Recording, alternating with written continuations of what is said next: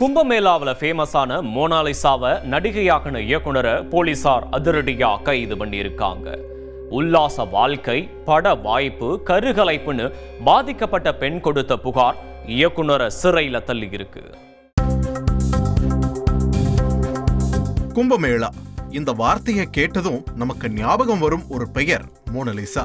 பாசிமணி விற்ற ஏழ்மையான பெண்ணை பிரபலமாக்கிய பெருமை கும்பமேளாவையே சேரும். नमस्कार, मैं मोनालिसा। मैं महाकुंभ मेले में माला रुद्राक्ष बेचने के लिए गई थी. காந்த கண்ணழகி, சாக்லேட் நிறத்தழகி என மோனாலிசாவை போற்றி பாடாத வாய்களே இல்லை. திரிவேணி சங்கமத்தில் புனித நீராட சென்ற ஒவ்வொரு கால்களும் மோனாலிசாவோடு செல்ஃபி எடுக்க ஓடின. பாவம் போக்க வந்த ஒவ்வொரு தலைகளும் விதவிதமான போஸ் கொடுத்து நின்றன.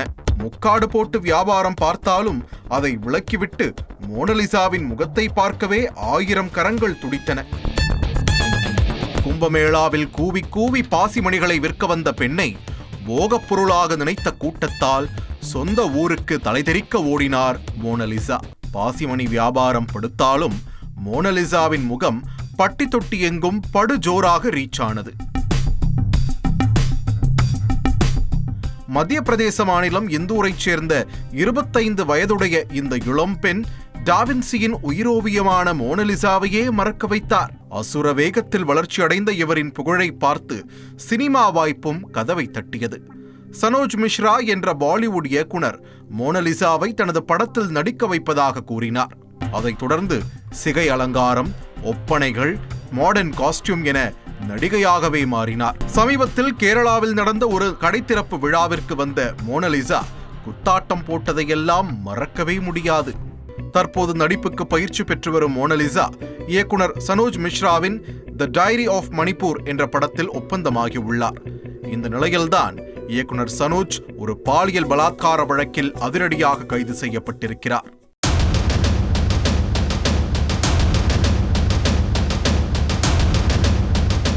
45 வயதான இயக்குனர் Sanoj Mishra the diary of West Bengal, Ram ki Janmabhoomi, Ghaznavi போன்ற பல ஹிந்தி திரைப்படங்களை இயக்கியுள்ளார். இவர் மீது கடந்த ஆண்டு ஒரு பகீர் பாலியல் புகாரை காவல் நிலையத்தில் முன்வைத்தார் 28 வயதான இளம் பெண். 4 ஆண்டுகளுக்கு முன் மிஸ்ராவோடு அந்த பெண்ணுக்கு பழக்கம் ஏற்பட்டிருக்கிறது. சினிமாவில் வாய்ப்பு தேடிய அந்த இளம் பெண்ணை தனது படத்தில் நடிகையாக்குவதாக உறுதி கொடுத்திருக்கிறார் மிஸ்ரா. பின்னர் அந்த இளம் பெண்ணுடன் பழகி பலமுறை உல்லாசம் அனுபவித்ததாக தெரிகிறது. தொடர்ந்து இருவரும் மும்பையில் லிவ்-இன் உறவில் இருந்துள்ளனர். அதன் விளைவாக அந்த பெண் 3 முறை கர்ப்பம் தரித்து பின்னர் ரகசியமாக கருக்கலைப்பும் நடந்ததாக சொல்லப்படுகிறது. திருமணம் செய்து கொள்வதாக சத்தியம் செய்து மிஸ்ரா இந்த கருக்கலைப்பை நடத்தியதாகவும் குற்றம் சாட்டப்படுகிறது. ஆனால் நாட்கள் பல கடக்க மிஸ்ரா தன்னை உல்லாசத்திற்கு மட்டுமே பயன்படுத்தி வந்ததை உணர்ந்திருக்கிறார் அந்த இளம் பெண். இதனால் காவல் நிலையத்தில் புகார் கொடுக்கப்பட்டிருக்கிறது.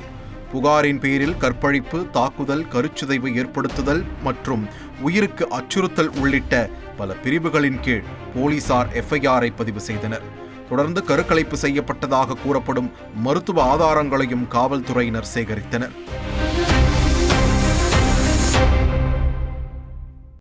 இந்த வழக்கை விசாரித்த டெல்லி உயர்நீதிமன்றம் மிஸ்ராவின் ஜாமீன் மனுவை நிராகரித்ததை தொடர்ந்து தற்போது அவர் அதிரடியாக கைது செய்யப்பட்டிருக்கிறார். ஆனால் இவை அனைத்தும் மிஸ்ராவின் புதிய படத்தை தடுக்கும் முயற்சி என்று அவரின் குடும்பத்தினர் கூறி வருகின்றனர். உண்மை ஒரு நாள் நிச்சயம் வெல்லும் என்றும் நிஜமான குற்றவாளிகளுக்கு விரைவில் தண்டனை கிடைக்கும் என்றும் மிஸ்ரா தரப்பினர் தெரிவித்துள்ளனர்.